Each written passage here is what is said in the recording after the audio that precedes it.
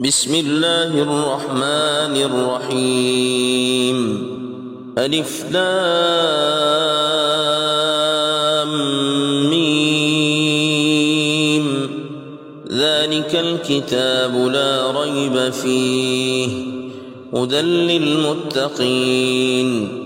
الذين يؤمنون بالغيب ويقيمون الصلاة ومما رزقناهم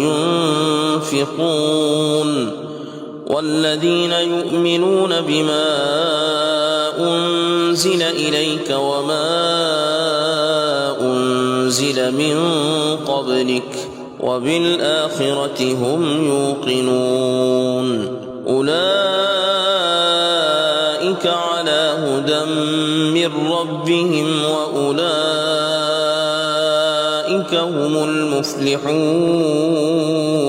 إن الذين كفروا سواء عليهم أأنذرتهم أم لم تنذرهم لا يؤمنون. ختم الله على قلوبهم وعلى سمعهم وعلى أبصارهم غشاوة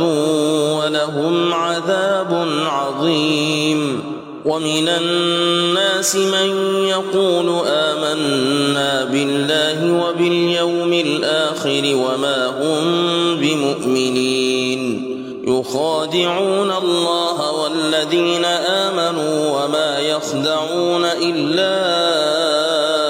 أنفسهم وما يشعرون. في قلوبهم مرض فزادهم الله مرضا ولهم عذاب أليم بما كانوا يكذبون. وإذا قيل لهم لا تفسدوا في الأرض قالوا إنما نحن مصلحون ألا إنهم هم المفسدون ولكن لا يشعرون. وإذا قيل لهم آمنوا كما آمن الناس قالوا أنؤمن كما آمن السفهاء ألا إنهم هم السفهاء ولكن لا يعلمون. وإذا لقوا الذين آمنوا قالوا آمنا وإذا خلوا إلى شياطينهم قالوا إنا معكم إنما نحن مستهزئون. الله يستهزئ بهم ويمدهم في طغيانهم يعمهون. أولئك الذين اشتروا الضلالة بالهدى فما ربحت تجارتهم وما كانوا مهتدين. مثلهم كمثل الذي استوقد نارا فلما أضاءت ما حوله ذهب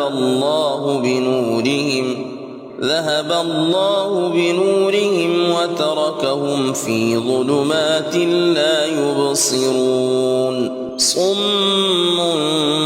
بكم عمي فهم لا يرجعون. أو كصيب من السماء فيه ظلمات ورعد وبرق يجعلون أصابعهم في آذانهم من الصواعق حذر الموت والله محيط بالكافرين. يكاد البرق يخطف أبصارهم كلما أضاء لهم مشوا فيه وإذا أظلم عليهم قاموا ولو شاء الله لذهب بسمعهم وأبصارهم إن الله على كل شيء قدير. يا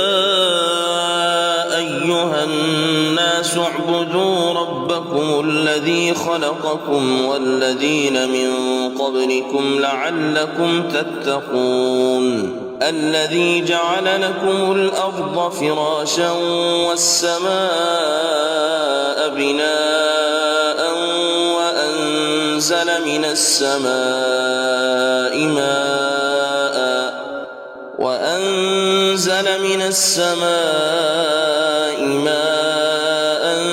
فأخرج به من الثمرات رزقا لكم فلا تجعلوا لله أندادا وأنتم تعلمون وإن كنتم في ريب مما نزلنا على عبدنا فأتوا بسورة من مثله وادعوا شهداءكم من دون الله إن كنتم صادقين فإن لم تفعلوا ولن تفعلوا فاتقوا النار التي وقودها الناس والحجارة أعدت للكافرين وبشر الذين آمنوا وعملوا الصالحات أن لهم جنات تجري من تحتها الأنهار كلما رزقوا منها من ثمرة رزقا قالوا هذا الذي رزقنا من قبل وأتوا به متشابها ولهم فيها أزواج مطهرة وهم فيها خالدون إن الله لا يستحيي أن يضرب مثلا ما بعوضة فما فوقها فأما الذين آمنوا فيعلمون أنه الحق من ربهم وأما الذين كفروا فيقولون ماذا أراد الله بهذا مثلا يضل به كثيرا ويهدي به كثيرا وما يضل به إلا الفاسقين الذين ينقضون عهد الله من بعد ميثاقه ويقطعون ما أمر الله به أن يوصل ويفسدون في الأرض أولئك هم الخاسرون كيف تكفرون بالله وكنتم أمواتا فأحياكم ثم يميتكم ثم يحييكم ثم إليه ترجعون والذي خلق لكم ما في الأرض جميعا ثم استوى إلى السماء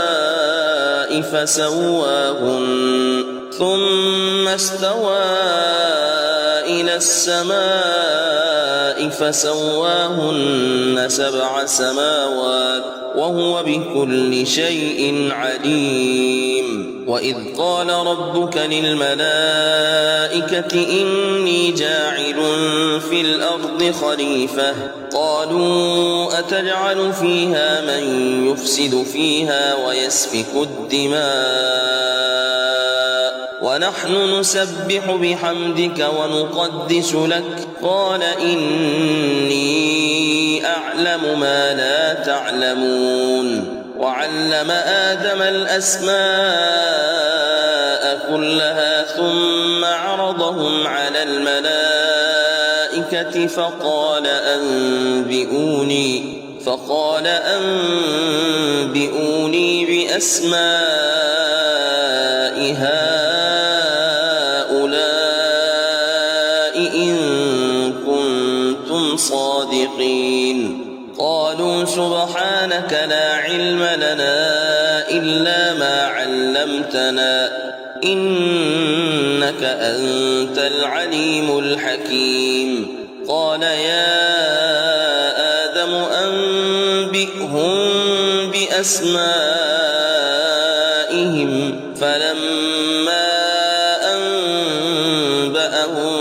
بأسمائهم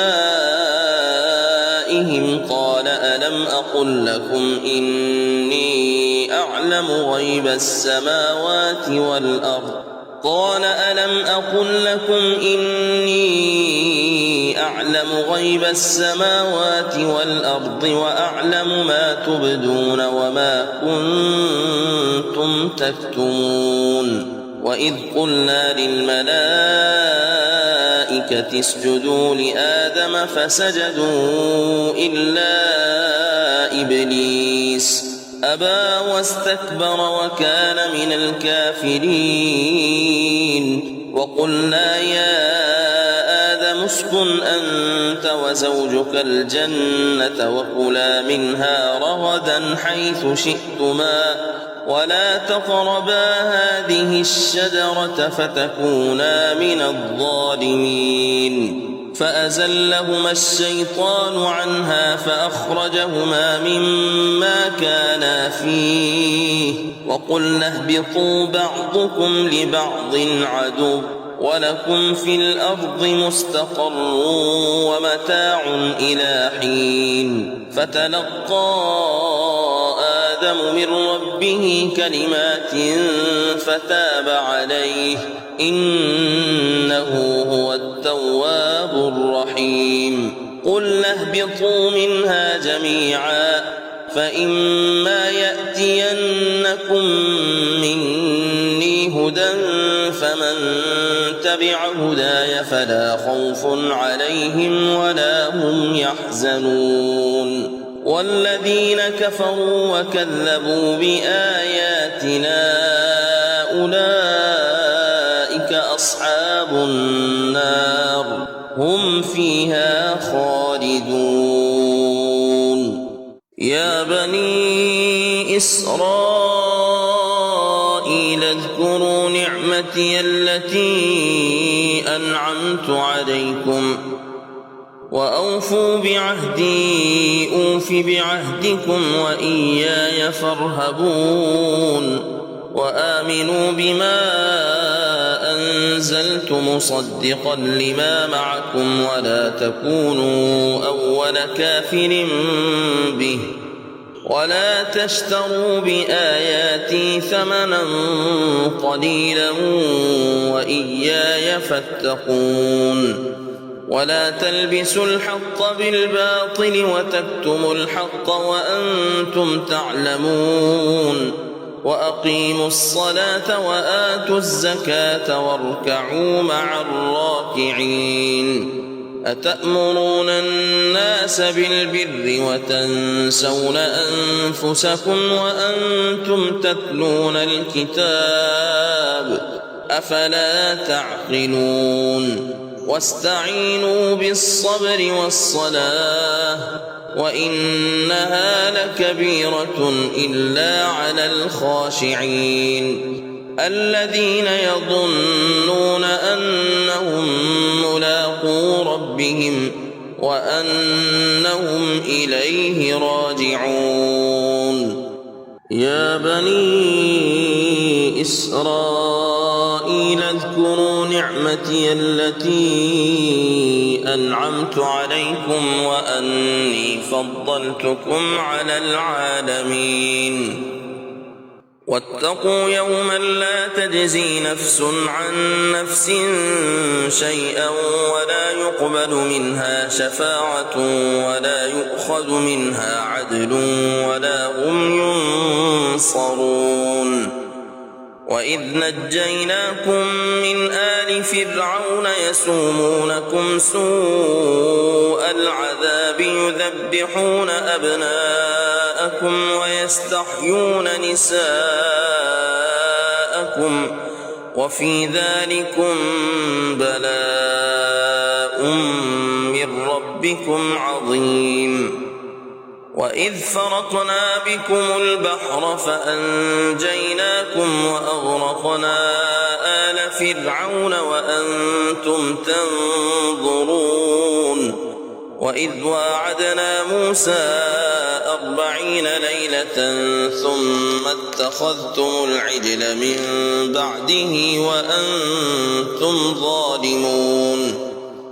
ثم عفونا عنكم من بعد ذلك لعلكم تشكرون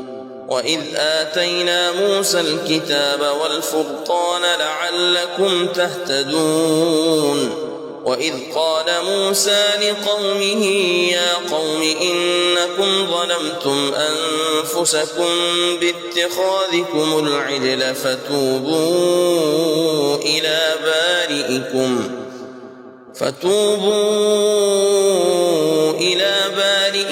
فاقتلوا أنفسكم ذلكم خير لكم عند بارئكم فتاب عليكم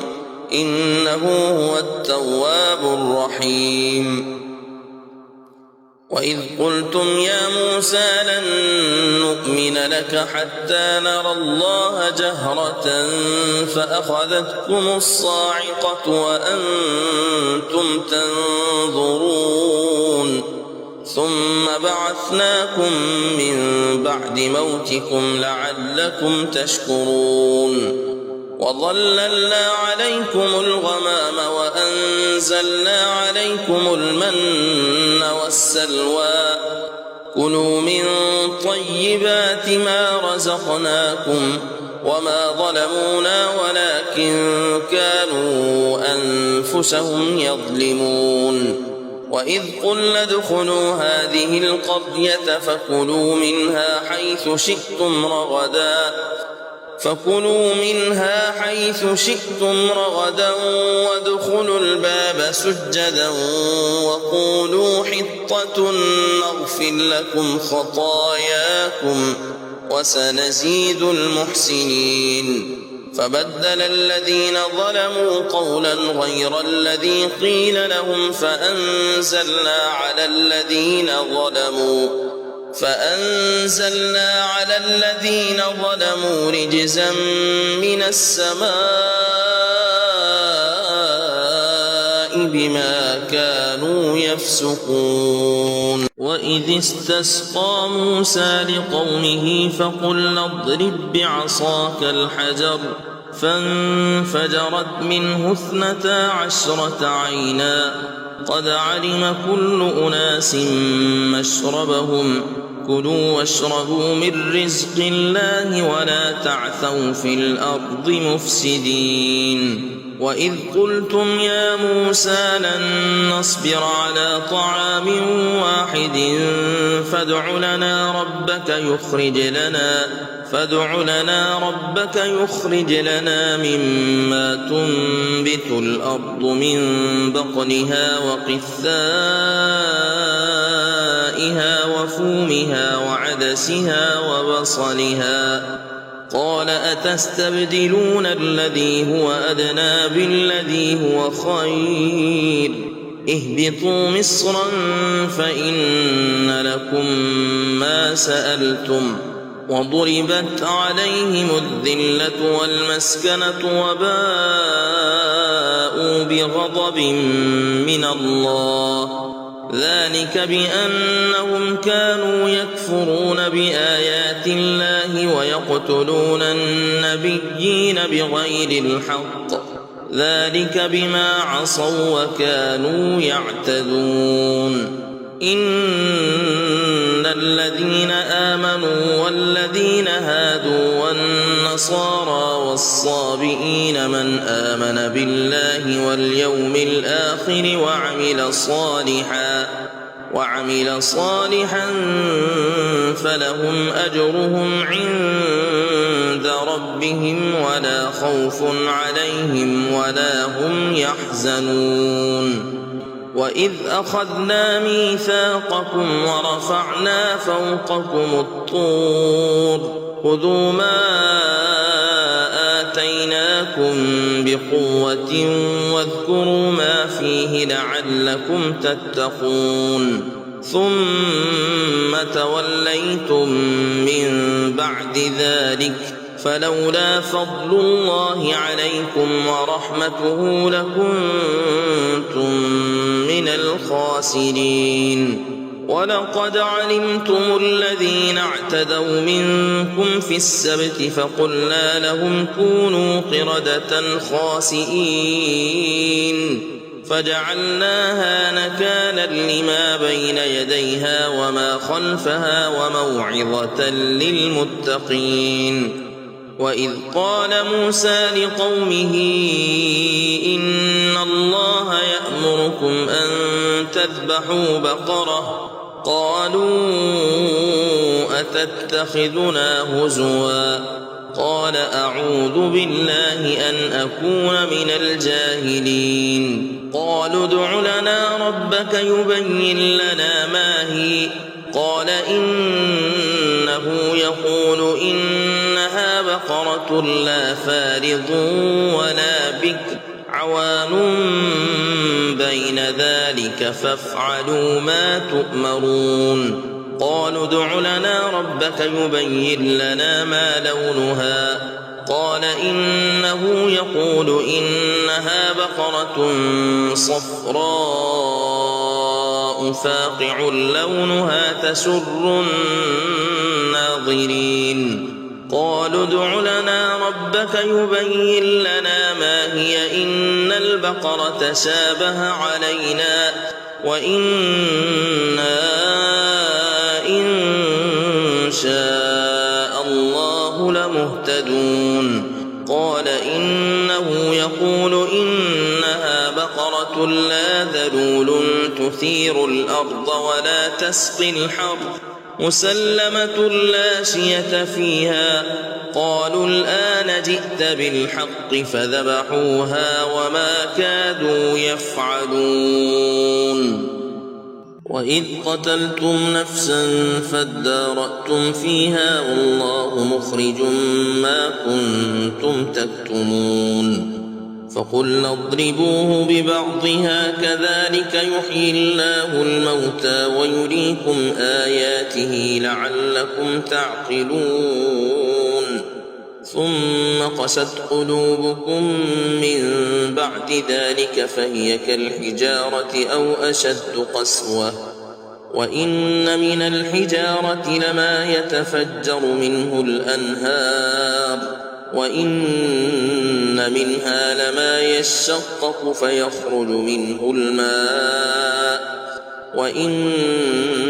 منها لما يهبط من خشية الله وما الله بغافل عما تعملون. أفتطمعون أن يؤمنوا لكم وقد كان فريق منهم يسمعون كلام الله ثم يحرفونه من بعد ما عقلوه وهم يعلمون. وإذا لقوا الذين آمنوا قالوا آمنا وإذا خلا بعضهم إلى بعض قالوا أتحدثونهم بما فتح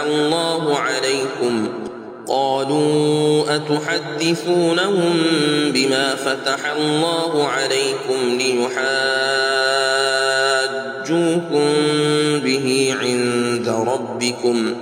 أفلا تعقلون. أولا يعلمون أن الله يعلم ما يسرون وما يعلنون. ومنهم أميون لا يعلمون الكتاب إلا أماني وإن هم إلا يظنون. فويل للذين يكتبون الكتاب بأيديهم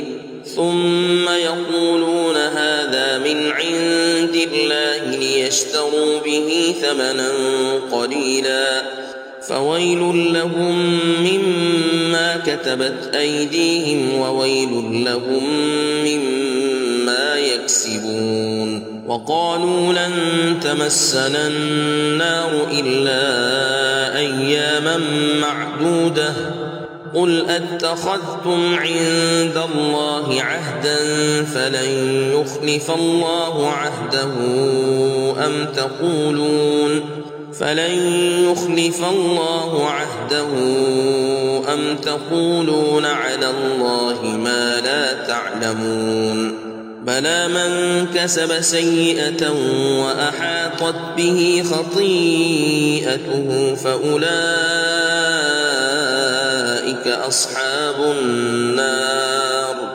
هم فيها خالدون والذين آمنوا وعملوا الصالحات أولئك أصحاب الجنة هم فيها خالدون وإذ أخذنا ميثاق بني إسرائيل لا تعبدون إلا الله وبالوالدين إحسانا وذي القربى واليتامى والمساكين وقولوا للناس حسنا وأقيموا الصلاة وآتوا الزكاة ثم توليتم إلا قليلا منكم وأنتم معرضون وإذ أخذنا ميثاقكم لا تسفكون دماءكم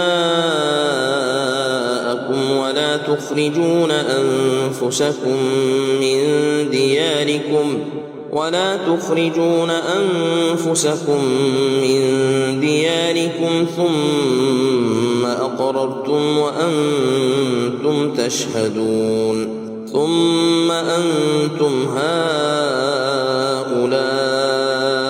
تقتلون أنفسكم وتخرجون فريقا منكم من ديارهم تظاهرون عليهم بالإثم والعدوان وإن يأتوكم أسارى تفادوهم وهو محرم عليكم إخراجهم أفتؤمنون ببعض الكتاب وتكفرون ببعض فما جزاء من يفعل ذلك منكم إلا خزي في الحياة الدنيا ويوم القيامة يردون إلى أشد العذاب وما الله بغافل عما تعملون أولئك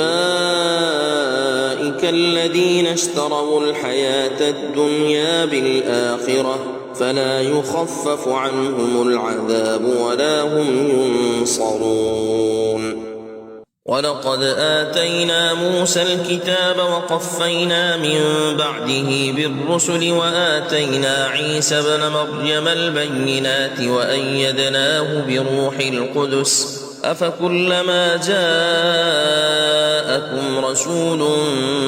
بما لا تهوى أنفسكم استكبرتم ففريقا كذبتم وفريقا تقتلون وقالوا قلوبنا غلف بل لعنهم الله بكفرهم فقليلا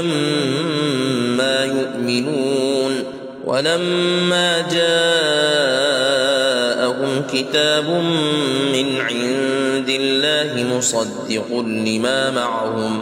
وكانوا من قبل يستفتحون على الذين كفروا فلما جاءهم ما عرفوا كفروا به فلعنة الله على الكافرين بئس ما اشتروا به أنفسهم أن يكفروا بما أنزل الله بغيا أن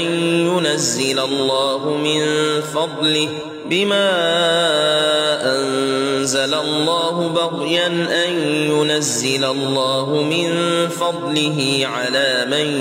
يشاء من عباده فباءوا بغضب على غضب وللكافرين عذاب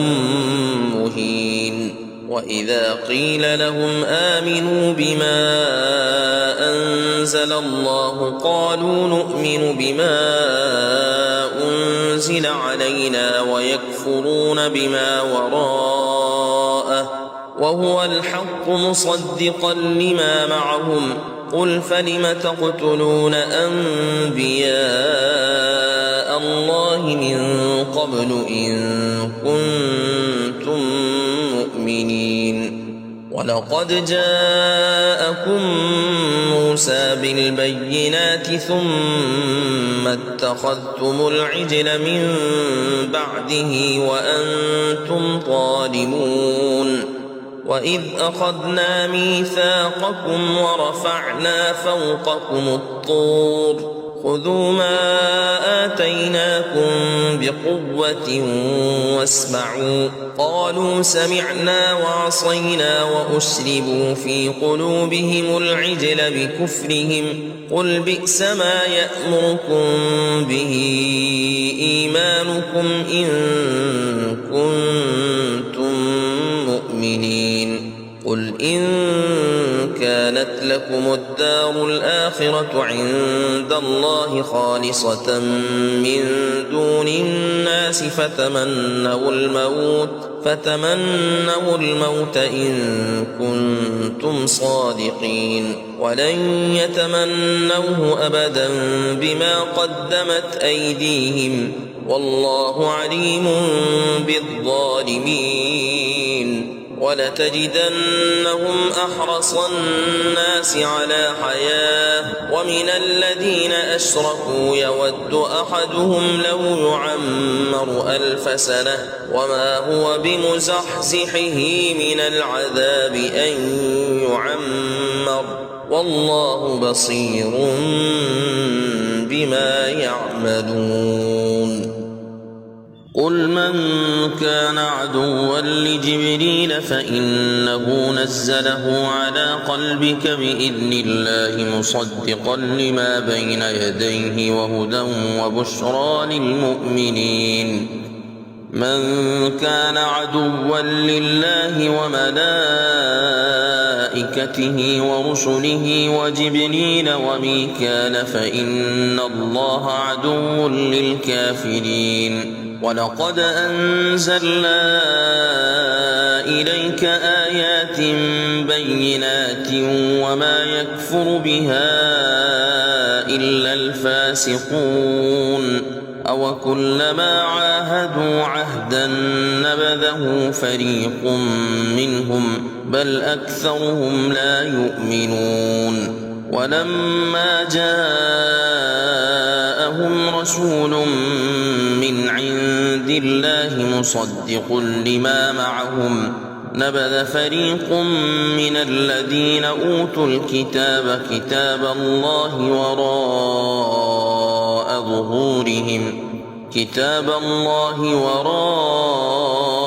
ظهورهم كأنهم لا يعلمون واتبعوا ما تتلو الشياطين على ملك سليمان وما كفر سليمان ولكن الشياطين كفروا يعلمون الناس السحر وما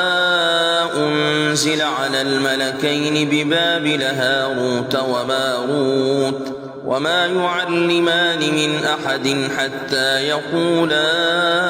إنما نحن فتنة فلا تكفر فيتعلمون منهما ما يفرقون به بين المرء وزوجه وما هم بضارين به من أحد إلا بإذن الله ويتعلمون ما يضرهم ولا ينفعهم ولقد علموا لمن اشتراه ما له في الآخرة من خلاق ولبئس ما شروا به أنفسهم لو كانوا يعلمون ولو أنهم آمنوا واتقوا لمثوبة من عند الله خير لو كانوا يعلمون يا أيها الذين آمنوا لا تقولوا راعنا وقولوا انظرنا واسمعوا وللكافرين عذاب أليم ما يود الذين كفروا من أهل الكتاب ولا المشركين أن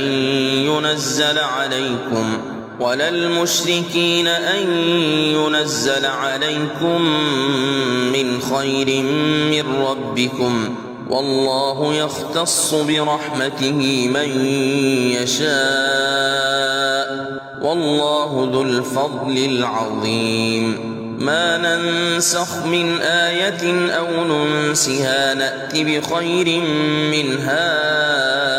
أو مثلها ألم تعلم أن الله على كل شيء قدير ألم تعلم أن الله له ملك السماوات والأرض وما لكم من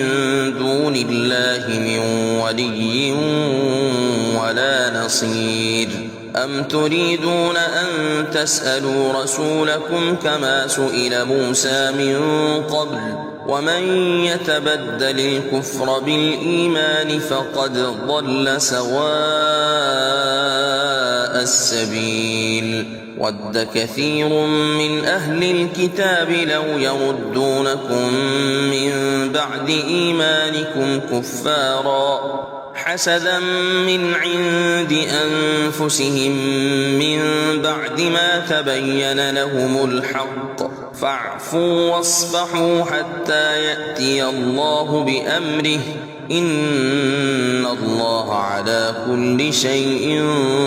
قدير وأقيموا الصلاة وآتوا الزكاة وما تقدموا لأنفسكم من خير تجدوه عند الله إن الله بما تعملون بصير وقالوا لن يدخل الجنة إلا من كان هودا أو نصارى تلك أمانيهم قل هاتوا برهانكم إن كنتم صادقين بلى من أسلم وجهه لله وهو محسن فله أجره عند ربه ولا خوف عليهم ولا هم يحزنون وقالت اليهود ليست النصارى على شيء وقالت النصارى ليست اليهود على شيء وقالت النصارى ليست اليهود على شيء وهم يتلون الكتاب كذلك قال الذين لا يعلمون مثل قولهم فالله يحكم بينهم يوم القيامة فيما كانوا فيه يختلفون ومن أظلم ممن منع مساجد الله أن يذكر فيها اسمه وسعى في خرابها أولئك ما كان لهم أن يدخلوها إلا خائفين لهم في الدنيا خزي ولهم في الآخرة عذاب عظيم ولله المشرق والمغرب فأينما تولوا فثم وجه الله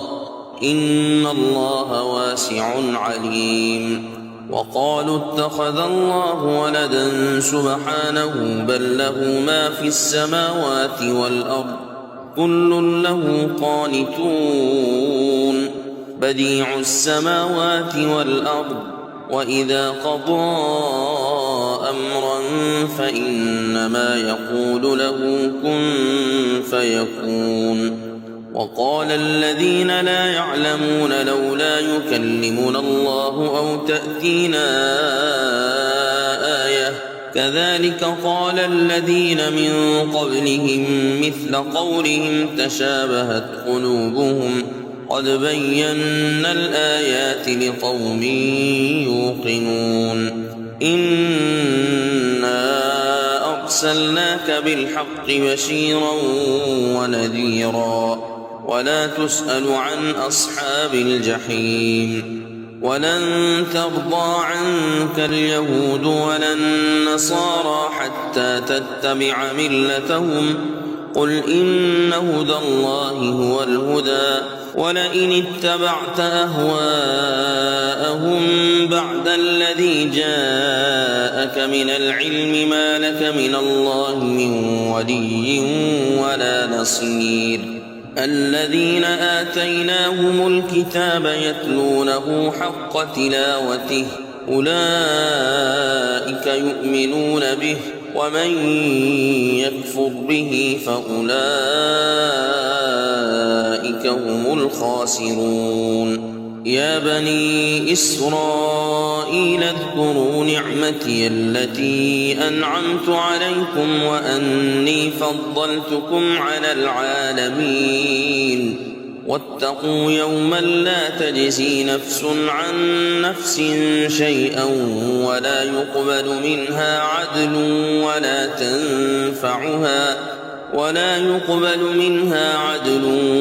تنفعها شفاعة ولا هم ينصرون وإذ ابتلى إبراهيم ربه بكلمات فأتمهن قال إني جاعلك للناس إماما قال ومن ذريتي قال لا ينال عهد الظالمين وإذ جعلنا البيت مثابة للناس وأمنا واتخذوا من مقام إبراهيم مصلى وعهدنا إلى إبراهيم وإسماعيل أن طهرا بيتي للطائفين والعاكفين والركع السجود وإذ قال إبراهيم رب اجعل هذا بلدا آمنا وارزق أهله من الثمرات من آمن منهم بالله واليوم الآخر قال ومن كفر فأمتعه قليلا ثم أضطره إلى عذاب النار وبئس المصير وإذ يرفع إبراهيم القواعد من البيت وإسماعيل ربنا تقبل منا إنك أنت السميع العليم ربنا وجعلنا مسلمين لك ومن ذريتنا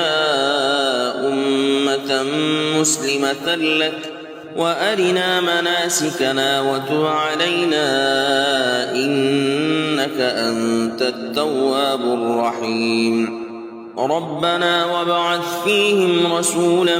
منهم يتلو عليهم آياتك ويعلمهم الكتاب والحكمة ويزكيهم إنك أنت العزيز الحكيم ومن يرغب عن ملة إبراهيم إلا من سفه نفسه ولقد اصطفيناه في الدنيا وإنه في الآخرة لمن الصالحين إذ قال له ربه أسلم قال أسلمت لرب العالمين ووصى بها إبراهيم بنيه ويعقوب يا بني إن الله اصطفى لكم الدين فلا تموتن إلا وأنتم مسلمون أم كنتم شهداء إذ حضر يعقوب الموت إذ قال لبنيه ما تعبدون من بعدي قالوا نعبد إلهك وإله آبائك إبراهيم وإسماعيل وإسحاق إلها واحدا ونحن له مسلمون تلك أمة قد خلت لها ما كسبت ولكم ما كسبتم ولا تسألون عما كانوا يعملون وقالوا كونوا هودا أو نصارى تهتدوا قل بل ملة إبراهيم حنيفا وما كان من المشركين قولوا آمنا بالله وما أنزل إلينا وما أنزل إلى إبراهيم وما أنزل إلى إبراهيم وإسماعيل وإسحاق ويعقوب والأسباط وما أوتي موسى وعيسى وما أوتي النبيون من ربهم لا نفرق بين أحد منهم ونحن له مسلمون فإن آمنوا بمثل ما آمنتم به فقد اهتدوا وإن تولوا فإنما هم في شقاق فسيكفيكهم الله وهو السميع العليم صبغة الله ومن أحسن من الله صبغة ونحن له عابدون قل أتحاجوننا في الله وهو ربنا وربكم ولنا أعمالنا ولكم أعمالكم ونحن له مخلصون أم تقولون إن إبراهيم وإسماعيل وإسحاق ويعقوب والأسباط كانوا هودا أو نصارى قل أأنتم أعلم أم الله ومن أظلم ممن كتم شهادة عنده من الله وما الله بغافل عما تعملون تلك أمة قد خلت لها ما كسبت ولكم ما كسبتم ولا تسألون عما كانوا